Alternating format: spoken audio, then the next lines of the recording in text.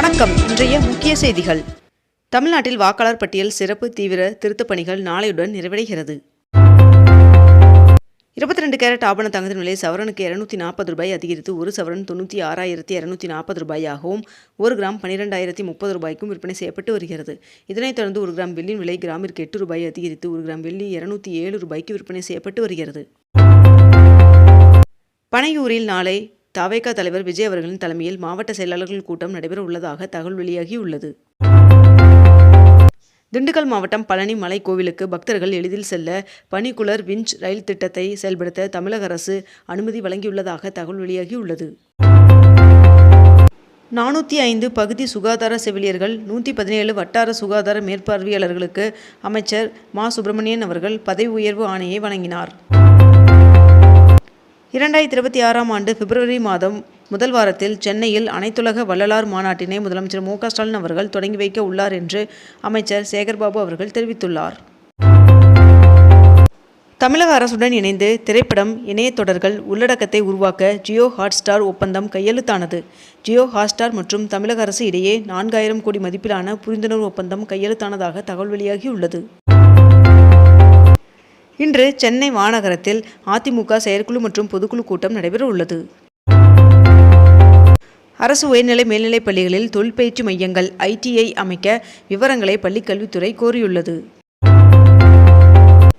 Indigo விமான சேவைகளை 5% வரை குறைக்க சிவில் விமான போக்குவரத்து இயக்குநரகம் உத்தரவிட்டுள்ளது. கிரிப்டோ கரன்சியின் மூலம் பதுக்கிய ₹4189 கோடி கருப்பு பண சொத்தும் பறிமுதல் செய்யப்பட்டுள்ளது. மேலும் 44,000 பேருக்கு அமலாக்கத்துறை நோட்டீஸ் அனுப்பியுள்ளதாக தகவல் வெளியாகியுள்ளது.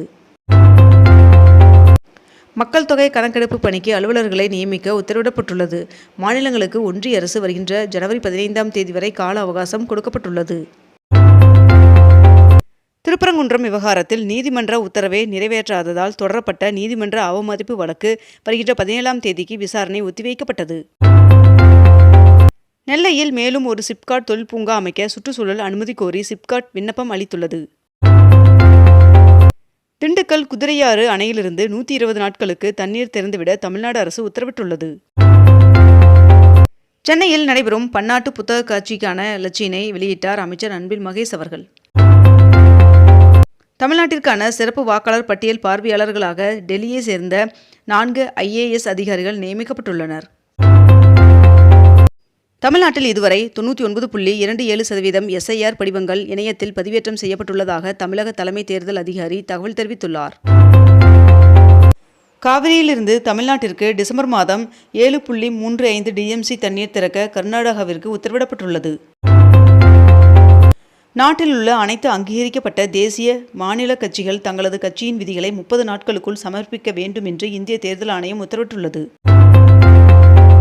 மக்களவையில் வாக்காளர் பட்டியல் சிறப்பு தீவிர திருத்தம் தொடர்பான விவாதத்தை எதிர்க்கட்சித் தலைவர் இன்று ராகுல் காந்தி அவர்கள் தொடங்கி வைக்க உள்ளார். நீலகிரி மாவட்டத்தில் புதிதாக குந்தா மற்றும் பந்தலூர் ஆகிய 2 ஊராட்சி ஒன்றியங்களை உருவாக்கி தமிழ்நாடு அரசு அரசாணை பிறப்பித்துள்ளது.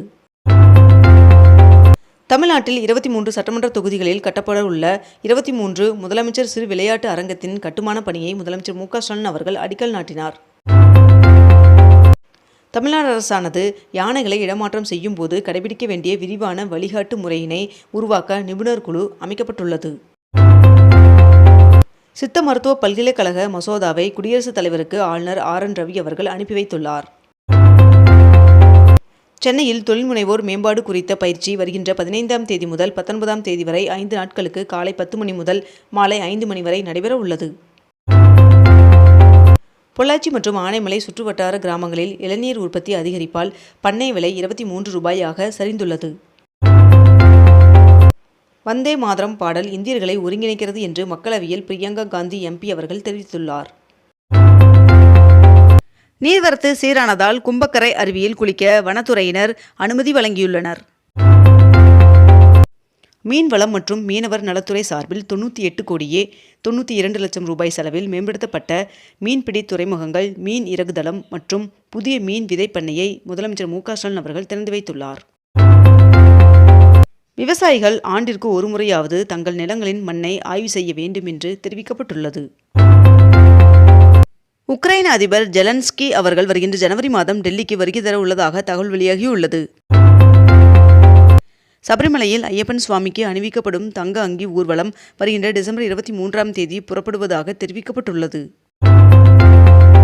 விமான கட்டணங்களுக்கு உச்சவரம்பு தொடர்ந்து அமலில் இருக்க வேண்டும் என்று ப. சிதம்பரம் அவர்கள் கோரிக்கை விடுத்துள்ளார். இண்டிகோ விமான சேவைகள் வருகின்ற டிசம்பர் 10ஆம் தேதிக்குள் வழக்கம் போல் இயங்கும் வகையில் சரி செய்யப்படும் என்று இண்டிகோ நிறுவனம் அறிவித்துள்ளது. பழனி திரு ஆவினன்குடி குழந்தை வேலாயுத சுவாமி திருக்கோவிலில் குடமுழுக்கு விழா நேற்று நடைபெற்றது. திருவள்ளூர் நகரில் போக்குவரத்து நெரிசலை குறைக்க வேடங்கி நல்லூரில் 33 கோடியில் பேருந்து நிலைய கட்டுமானப் பணிகள் தீவிரமாக நடைபெற்று வருகிறது. சென்னையில் குடியிருப்புகள் மற்றும் வணிக பயன்பாட்டிற்கு டேங்கர் லாரிகள் மூலம் விநியோகம் செய்யப்படும் குடிநீர் கட்டணம் உயர்த்தப்பட்டுள்ளது. மதுரை உத்தங்குடி நிகழ்ச்சியில் 17 கோடி ரூபாய் மதிப்பில் 7 புதிய திட்டங்களுக்கு முதலமைச்சர் மு. க. ஸ்டாலின் அவர்கள் அடிக்கல் நாட்டினார். மதுரை தொண்டிசாலை மேலமடை சந்திப்பில் கட்டப்பட்டுள்ள வீரமங்கை வேலுநாச்சியார் பாலத்தை முதலமைச்சர் மு. க. ஸ்டாலின் அவர்கள் திறந்து வைத்துள்ளார். மதுரையில் 36,680 கோடி ரூபாய் முதலீட்டில் 91 புரிந்துணர்வு ஒப்பந்தங்கள் கையெழுத்தாகின.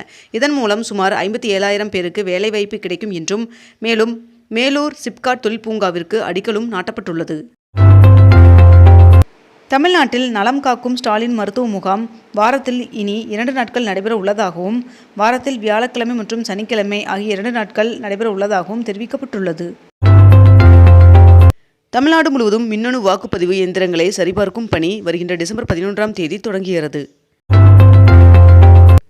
எலக்ட்ரிக் பஸ் மற்றும் ஸ்கூட்டர் உற்பத்திக்கு தமிழ்நாடு அரசுடன் வின்ஃபாஸ்ட் ஒப்பந்தம் கையெழுத்தானது. மேலும் 4,500 கோடி ரூபாய் முதலீட்டில் விரிவாக்கம் செய்யப்பட்டுள்ளது.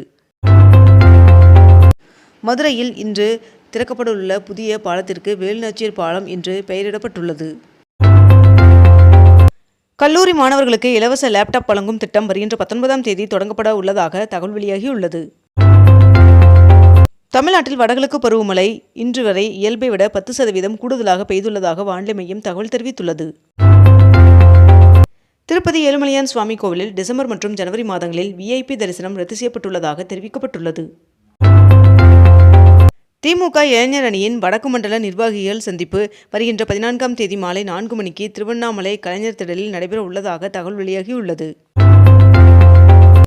நாட்டில் ரெப்போ வட்டி விகிதம் 0.25% குறைக்கப்பட்டுள்ளது. இதன் மூலம் 5.5% 5.25% ரெப்போ வட்டி விகிதம் குறைக்கப்படுவதாக தெரிவிக்கப்பட்டுள்ளது. இத்துடன் இன்றைய தலைப்புச் செய்திகள் நிறைவடைகின்றன. மேலும் இதுபோன்ற அண்மை தகவல்களை உடனுக்குடன் தெரிந்து கொள்ள அக்னிபூ சேனலை சப்ஸ்கிரைப் செய்து கொண்டு தொடர்ந்து இணைந்திருங்கள். நன்றி, வணக்கம்.